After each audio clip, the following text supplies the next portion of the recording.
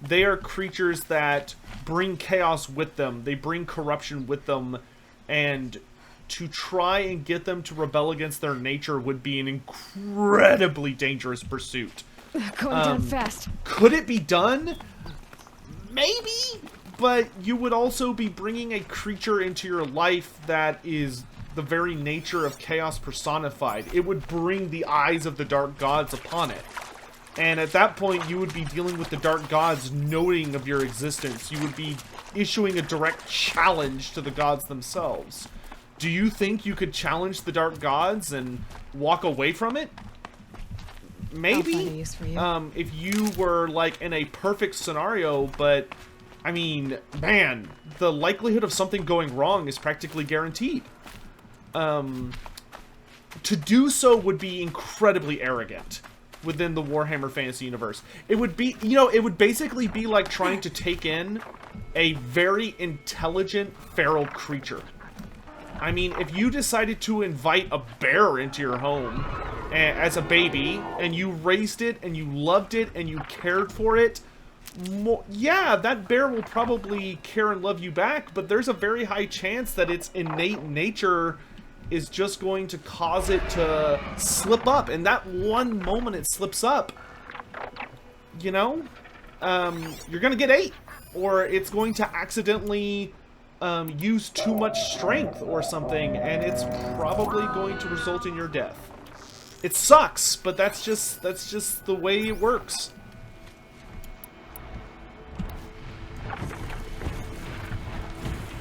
Triple shot! Go! Let's get this over with.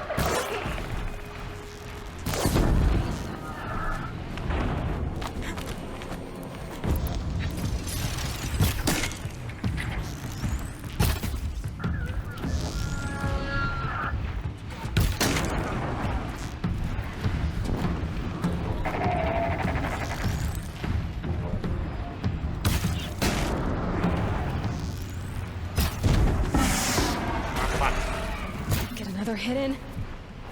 How are you still? Oh, okay, I was like, how is it still alive?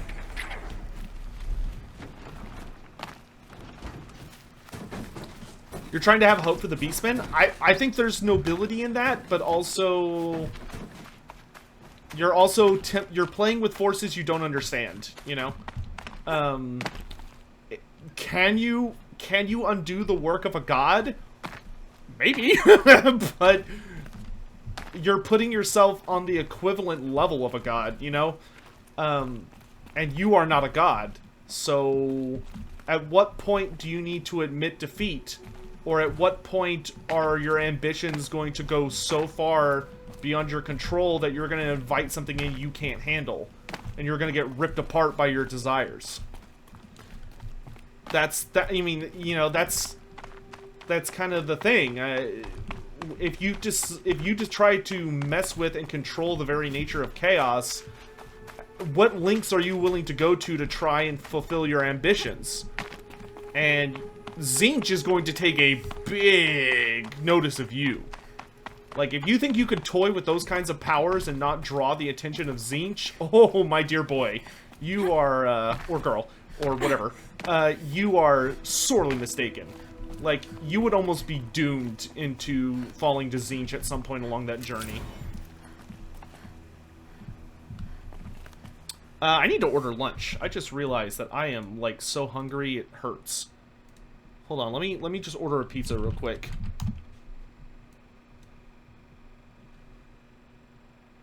But great discussion. I find that a fascinating idea. I could honestly see that making for, like, a beautiful story that would probably ultimately end very sadly.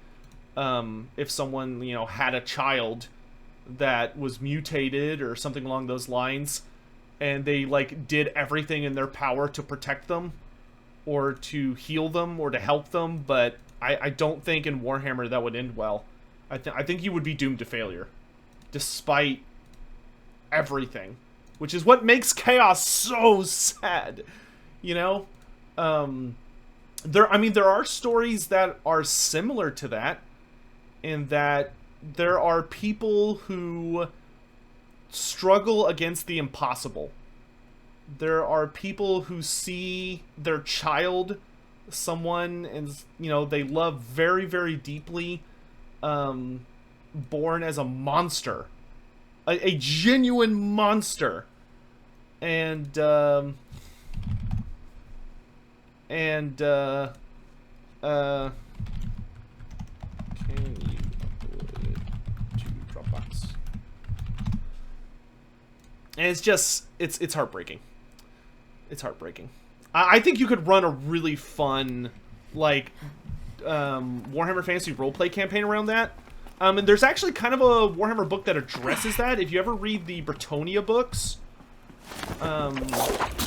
there's a omnibus called Bretonnia, the Knights of Bretonnia. And the first book, which is called Knights Errant, or Errant Knight, I think it's one of those two, addresses that very question. And it is a fascinating story that ends very, very sad. Because it's basically an exploration of the idea of if you had a Beastman child born to you, what would you do? And the answer to that particular story is that the parents tried to do what they could to make sure their child would survive. They did what they could to try and protect their child, and it gets them killed, and it creates a terrifying monster. Because from an objective standpoint, in the Warhammer Fantasy universe, if you are not willing to help destroy the world, then you must do everything in your power to prevent chaos from taking root in your society. And that includes that if you have a baby, and that baby has mutations, the responsible thing to do to protect everyone, protect innocence, is to kill that baby. And that is heartbreaking.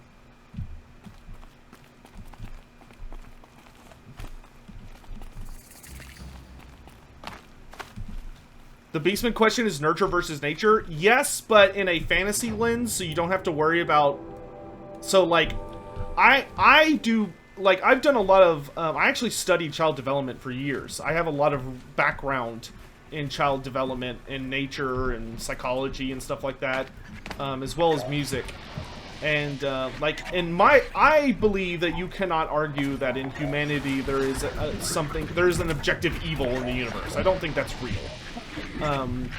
I do think, like, the nature versus nurture argument is definitely a thing. There are things that are nature, and there are things that are nurture, but I think humans are determined by a mix, not by a singular... I don't think there is one true answer. I think it's a mix of the two. There are definitely things that can be passed down to you from your parents, and those are things you have to deal with, things like addiction, or things like,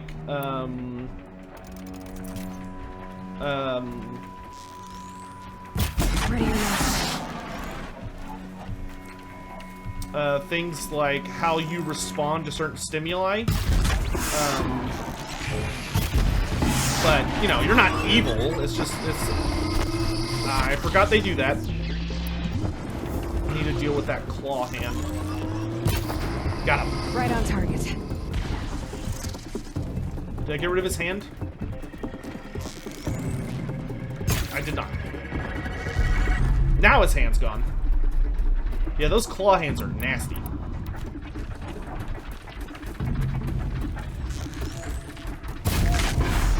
Yeah, most people in the Warhammer Fantasy universe give into weakness.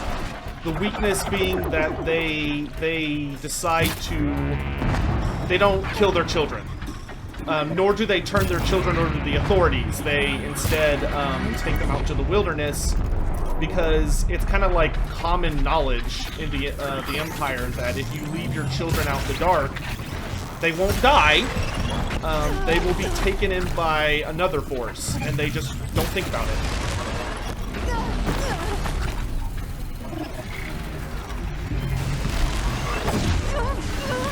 Stop it! No more pulses.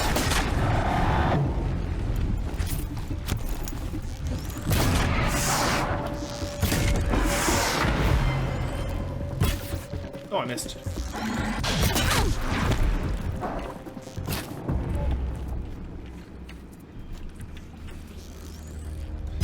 Archaon's novel actually covers that as well. There's actually a really cool scene in Archaon's novel when Archaon is still a Templar. He's still a Knight of Sigmar.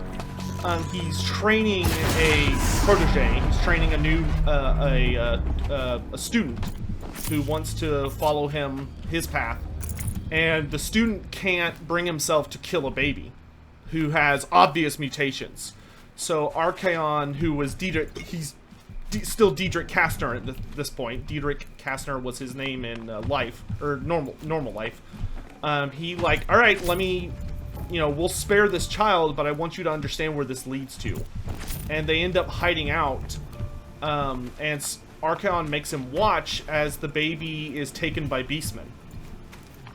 Because his protege was essentially arguing, wouldn't it be better for us to like do something else, like maybe allow the baby to starve or something, so we don't have this blood on our hands? And Archaon argues, well, if you don't do it yourself, then you are condemning this child to become one of the enemy. Which is just like, ugh, oof. But that's some of the stuff I love about Warhammer Fantasy. Is like, some of those questions are like so heartbreaking and fascinating. And that's something that can only exist in a dark fantasy universe. You can't cover that in like non-dark fantasy. Or non-dark settings, because that's too heavy of a subject. But I find that kind of stuff fascinating.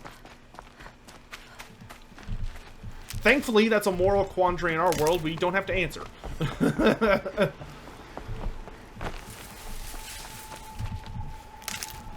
Grimdark? I wouldn't describe fantasy as grimdark. Warhammer Fantasy has a concept of hope. It has a concept of that things can be done and there can be a brighter tomorrow, and that it's possible for the good guys to win. Which, that's not grimdark. Grimdark is the concept that, like, there is zero hope. There is zero chance. Clear that up later. Everything sucks. Everything is awful. And it makes writing really hard. Which is why, even in 40k, which is it is by definition grimdark, even in 40k, a lot of the authors ignore that, and they choose to focus on stories where there is hope. But, like, the overall universe is totally doomed. But, they'll focus on, like, individual stories of Space Marines, winning against impossible odds, and all that stuff, or the Imperial Guard, and all of those different, concepts, even though, like, what they're doing doesn't ultimately matter. But the author just kind of, like, doesn't focus on that. They hyper-focus on a situation where you can't have hope. Because if you can't have hope, then, honestly, your stories are going to be a huge bummer.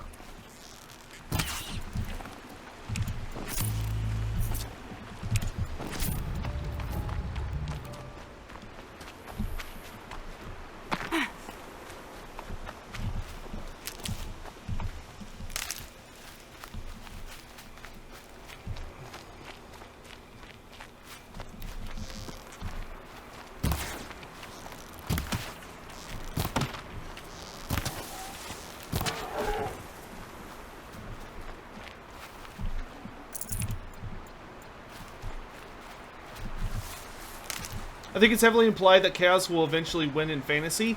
You can argue that point. I personally argue against it. The End Times even went as far as to state that, like, the good guys nearly won, to almost an extreme.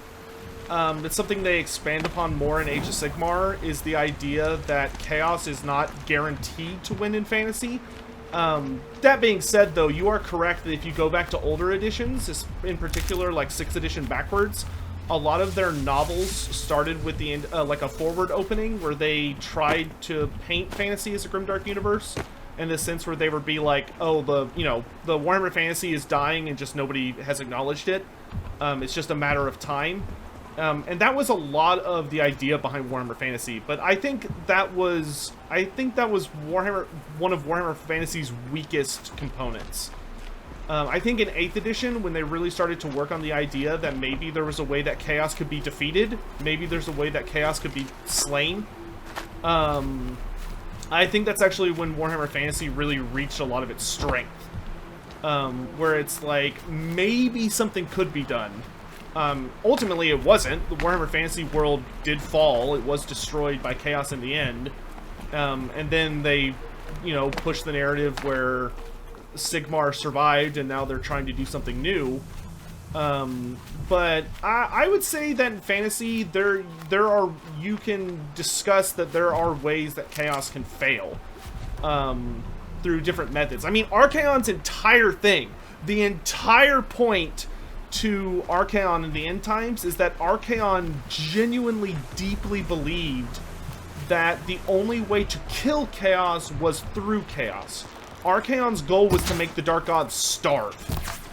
He believed that if you wiped out all life, if you allowed Chaos to win by destroying the world, then it would cause the Chaos Gods to starve to death. And that would result in the death of all life. But Archaon thought, you know what?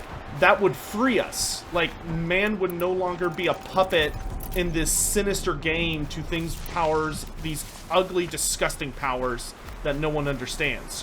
Which is a really cool concept. Now, Archaon unfortunately did not realize that the Warhammer Fantasy planet was not the only place in existence, and that the Dark Gods were able to exist on other things, so he unfortunately did not, he went all in and didn't realize that the Dark Gods still had a bigger pot. But I think it was a noble plan, in a sense. Though like I said, I also think he went way too far, and that his objective was dumb. I think he would have been better off, having faith in Sigmar and fighting against Chaos instead of trying to use Chaos to destroy it. But yeah, no, Sufurian, you are 100% right, dude. You are absolutely right. But that's one of my favorite things, though, is to debate and discuss all the different things that how things could have ended. How could hypothetically Chaos have been defeated? How could hypothetically Nagash have come out on top and Death been the one true winner? How could the Lizardmen have maybe salvaged the Great Plan and achieved victory? Like, I find a lot of those things really fun to discuss, and that's, like, I think my favorite aspect of it. Do I think Archaon has given up on that plan? Yes, we actually know Archaon's plan in Age of Sigmar. Archaon's plan in Age of Sigmar is to become more powerful than the Dark Gods and to beat them at their own game. His goal is to play them against each other so that they continue putting their power into him because he is too big for them. Archaon knows right now if the 4 Dark Gods were to team up against him, they would be able to destroy him. So his goal is to play them off each other and not commit to be any of their champions, and to keep achieving their goals but empowering himself the entire time. And he's basically trying to do what Be'lakor did, but not be a dickhead, where Be'lakor managed to get the power of all the 4 Dark Gods and become basically a 5th Chaos God, but instead of dealing with the other 4, Be'lakor just tried to, like, just reveled in his arrogance and did not consider the idea that the Dark Gods would team up on him, and then they did. Because he got lazy and they weren't happy with him anymore, and they teamed up against him and stripped his power away. Archaon is playing the game much smarter than that, and Archaon's goal is to build up enough power that he can kill the Dark Gods themselves. Which in Age of Sigmar, it is 100% canon that the Dark Gods can be killed. Like, you could get to them and destroy them. Now, to do so, really, really hard, but it's possible. And that's what Archaon's trying to do. Archaon is trying to become stronger than the gods themselves and kill them with their own abilities. And then become the one true Chaos God and remake the universe in what he thinks is a fair image. What was the old one's great plan? Nobody knows. The Lizardmen don't even know. That's what the Lizardmen are trying to figure out throughout Warhammer Fantasy. All the sacred plaques that the Lizardmen have that they're constantly studying and trying to figure out what they mean and everything, that is literally just the that's literally just the Lizardmen, like, looking at all the notes they have left over from the old ones, and they're sitting there like, what the fuck what did they, like, what is this? A, they all write like doctors and that it's illegible garbage. B, they all were like poets and they wrote very, they wrote using a lot of like symbolism and like futures nonsense, and the Salon are just like having these horrible migraines trying to figure out like what the hell was the plan. They're trying to like put it together. That's the whole thing about the Lizardmen. Which should, like, if you've ever been someone that studies history or studies like any of that older stuff, you should probably sympathize with them. Like, whenever someone's trying to look back at like ancient texts in our world and is like, what the hell are these guys doing? Or like, you know, when J.R.R. Tolkien died and his son Christopher was literally looking through his stuff and trying to like figure out what the plan was for a lot of things, you know, that's very similar. He's had plenty of time to investigate. We'd better look for him. Damn right. Alright, so Murad's operative is not here. Dude, I like this camp, the Oseram camp. It does remind me a lot of, like, dwarfs, in a sense. Like fantasy dwarfs.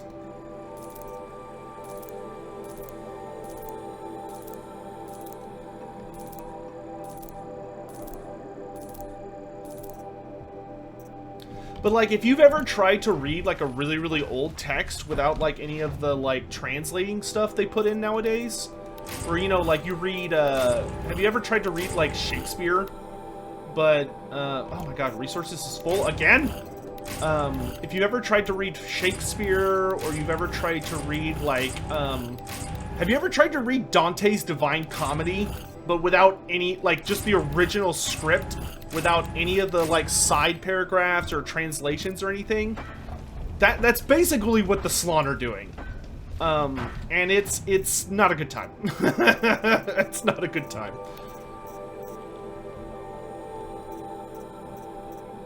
Dawi from another hold arrive. I don't think I need animal skins anymore. Like, I've upgraded pretty much all of my gear. I think we're safe to start breaking a lot of that down.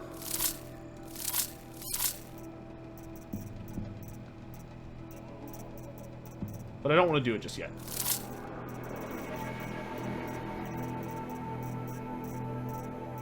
Oh, here we go. I have a ton of this stuff.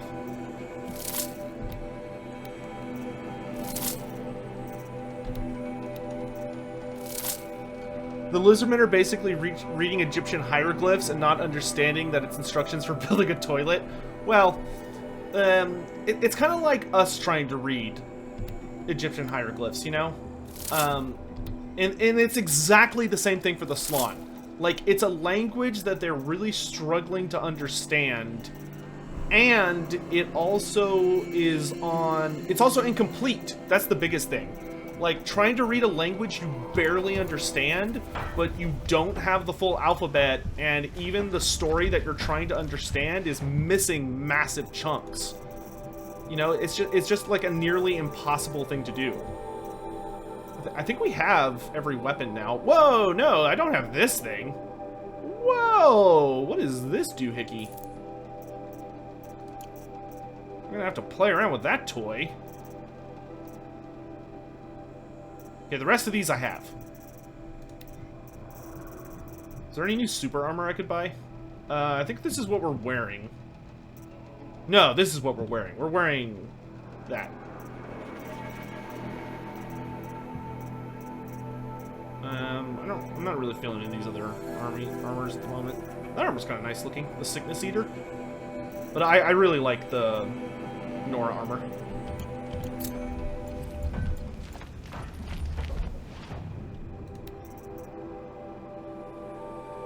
I need to sell that. So we got a new bow. Yeah, we got a tutorial for it. Oh god. Hey, Safarian, thanks so much for continuing your Prime sub. Cursed Sotek spawn. Is the only truly immortal being in fantasy / Eos Croak?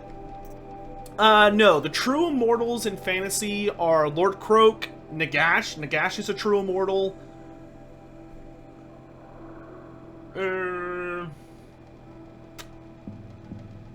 Those are probably the only two characters that I would say are true immortals.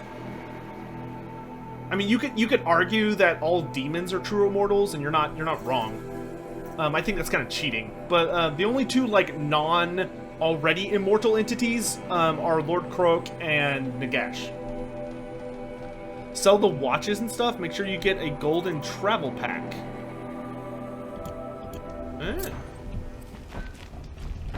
Can I buy that? Where would I find a golden travel pack?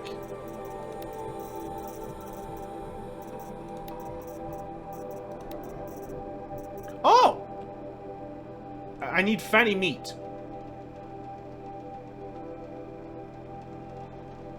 I bet I can buy some fatty meat. Maybe. Do you sell fatty meat? No, you don't. Okay, so we need to get some fatty meat. Man, fatty meat is like the most valuable resource, and I hate it.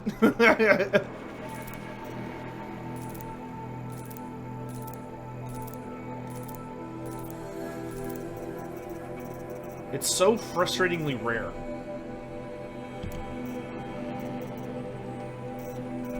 And we can buy the new ammo. Inventory is full. Great.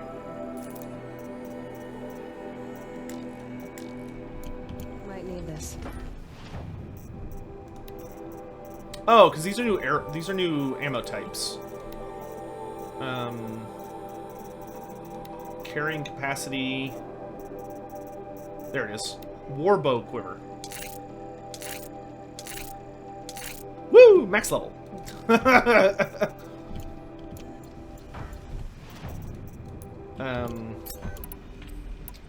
Very cool. So we got frost arrows, shock arrows, and corruption. What the hell do corruption arrows do? Ooh, that looks spooky. Okay, anyway. Dude, Palooka Paints is here! Chat, do y'all want to see something cool? Are y'all ready? Y'all want to see something cool? Do you want to see the professional quality pictures he sent to me of the finished Hinwin model? Would you like to bear witness? I haven't actually posted these yet anywhere. Farah donated $5. All I can say after today, after my ideas were shattered exterior the servant of the horned rat Vatarius and now you. I love the debates. Thank you so much to all. It hurts so good to be wrong. It hurts so good to be wrong. Well, I appreciate you being a good sport about it.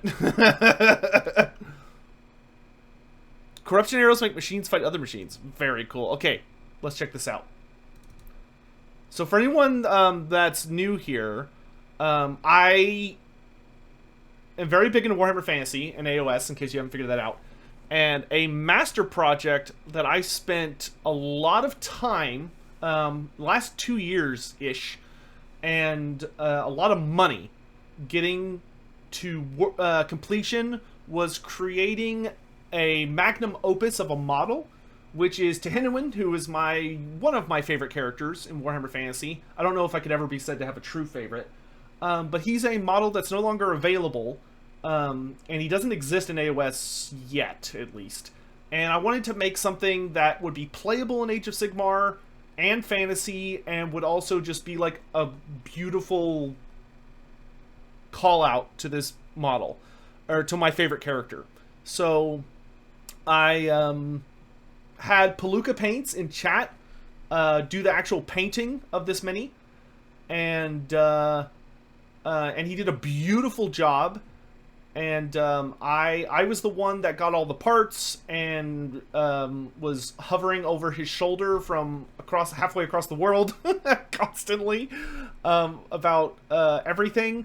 But after gathering all the parts, which this model was created using Hinwin's OG model, a Engine of the Gods Stegodon with the crew, the engine, and the Stegodon bits. Also, the Bastillodon Ark of Sotek model, using all of the serpents and the things that the serpents pour out of. And